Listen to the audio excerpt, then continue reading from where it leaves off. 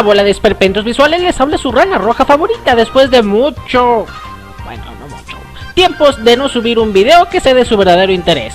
Y así el día de hoy vengo con una nueva sección que espero les agrade a todos ustedes, bola de feos. Pero antes de explicar de qué va esto, les vengo a avisar que por primera vez en este hermoso canal tendrá videos toda la semana. No. Y bien, sean bienvenidos al primer video de La Rana Cuenta, donde no planeo contar historias de terror solamente, planeo leer lo que se me venga la chingada gana, fragmentos de libros, cuentos cortos y sí, historias de terror, para que no se emocionen. Y sí, hoy será una historia de terror, pero es por las fechas en las que estamos. Digo, Halloween, Día de Muertos, patrañas, muchas patrañas. Después te hablaré con Alicia. Así que pueden irme dando sus sugerencias para los próximos Rana Cuenta. Alicia, por favor. Claro, si les gusta el primero, ahí ustedes me dicen. Así que vamos empezando con este primer Rana Cuenta. Vayamos entrando en ambiente entonces, porque el día de hoy va a ser una historia de mello, según yo.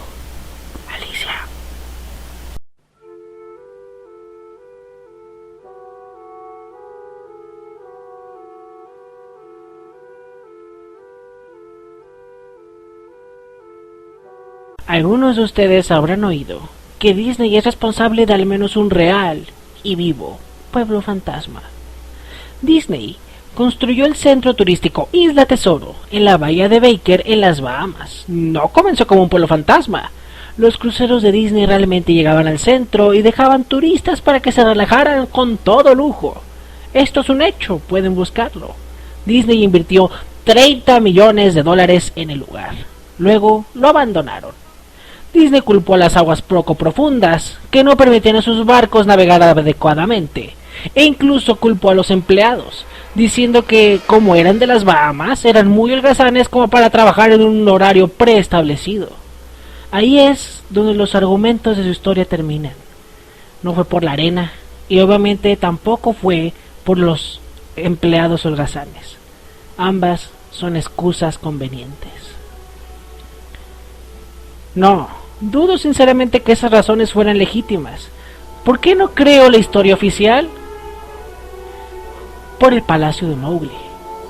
Cerca de la ciudad costera de Isla Esmeralda en California del Norte, Disney emprendió la construcción del Palacio de Mowgli a finales de la década de los 90.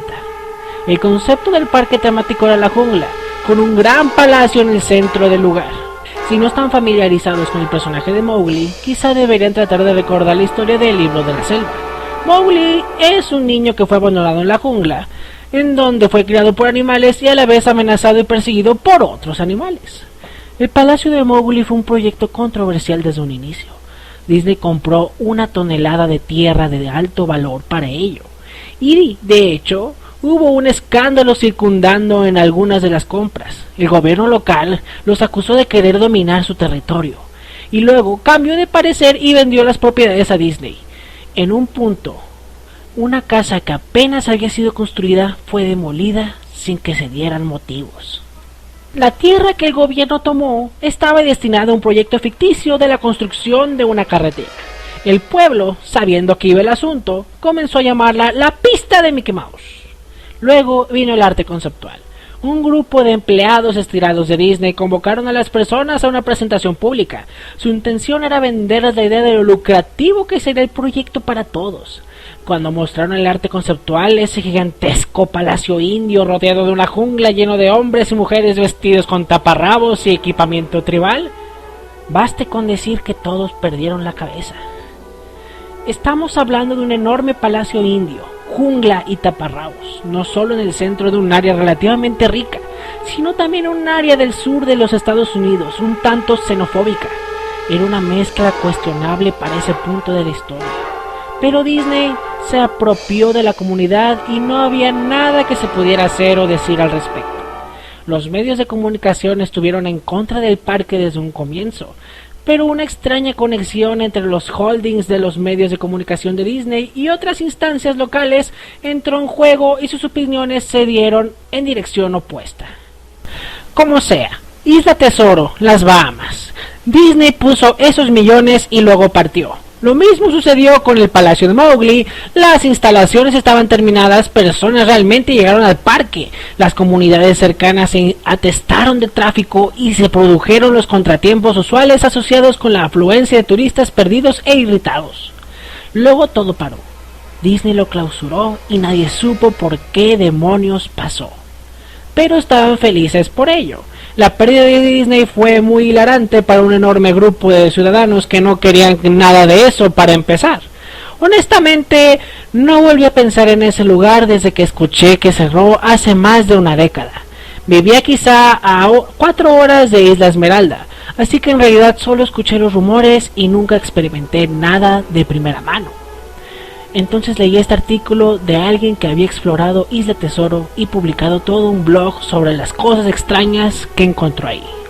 Cosas que simplemente abandonaron. Cosas rotas, inutilizables, probablemente arruinadas por los disconformes empleados que habían perdido su trabajo. Hombre, seguramente los habitantes de todo el lugar colaboraron en destruir el centro. Esas personas se debieron de sentir tan enojadas con Isla Tesoro como se sintieron aquí con el Palacio de Mowgli. Bueno, a lo que trato de llegar es que ese blog sobre la Isla Tesoro me puso a pensar. Aun cuando habían pasado muchos años desde que cerró, supuse que sería interesante hacer una expedición al Palacio de Mowgli, tomar algunas fotos, escribir sobre mi experiencia y probablemente ver si hay algo que me podía llevar a casa como recuerdo. No voy a decir que no perdí tiempo en llegar ahí, porque sinceramente me tomó un mes desde que encontré ese blog sobre Isla Tesoro para animarme a ir a la Isla Esmeralda. En el curso de ese mes, por supuesto, investigué mucho sobre el parque temático, o mejor dicho, lo intenté. Naturalmente, ningún sitio oficial de Disney hacía ninguna mención de él. Aún más extraño, sin embargo, era que aparentemente nadie antes que yo había pensado en publicar algo acerca del lugar o siquiera subir una fotografía. Ninguno de los programas de televisión local o sitios web de periódicos había dicho nada sobre el parque, aunque eso era lo esperado, puesto que habían decidido seguir el mismo camino que Disney. No iban a estar exhibiendo sus fracasos, ¿verdad?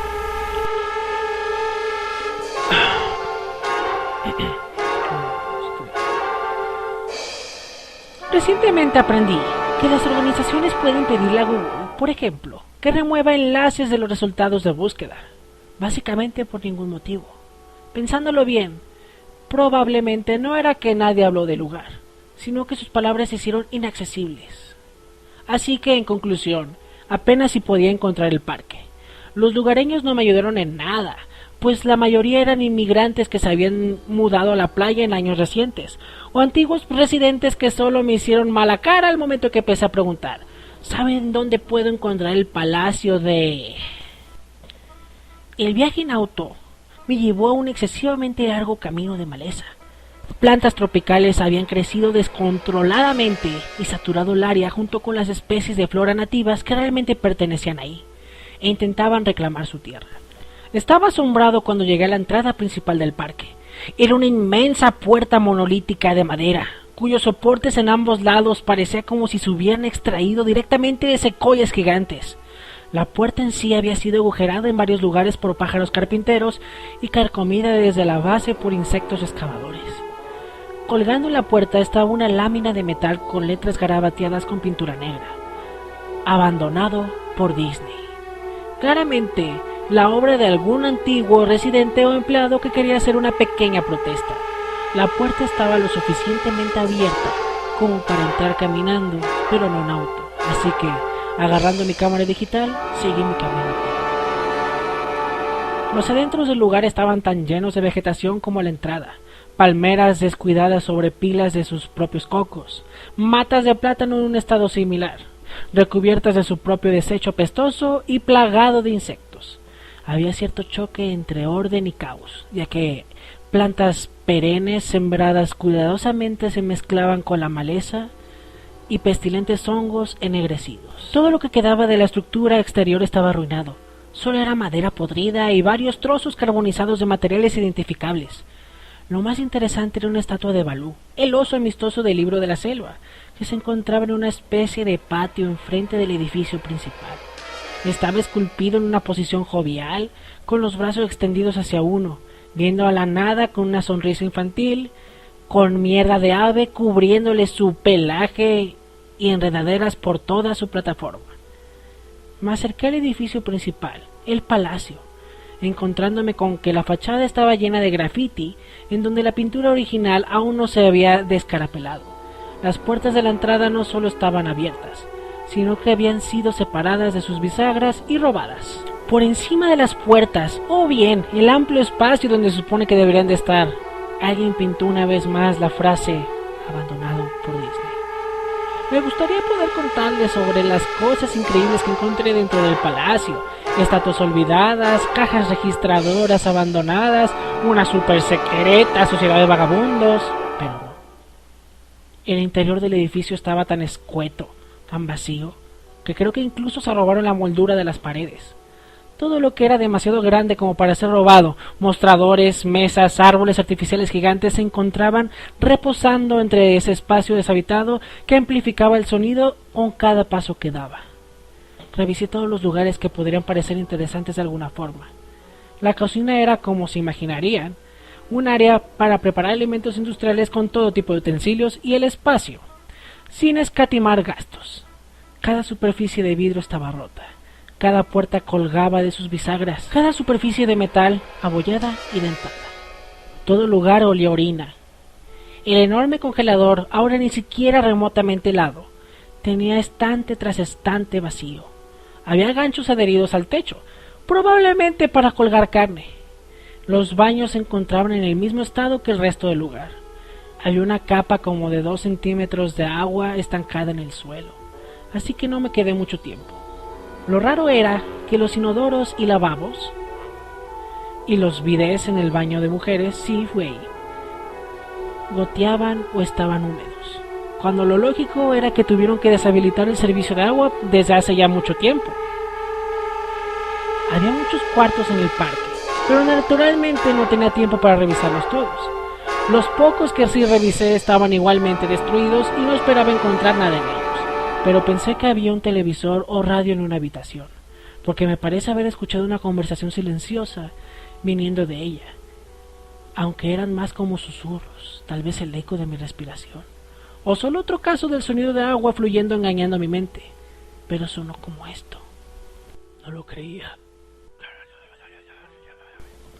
no lo sabía, tu padre te lo dijo.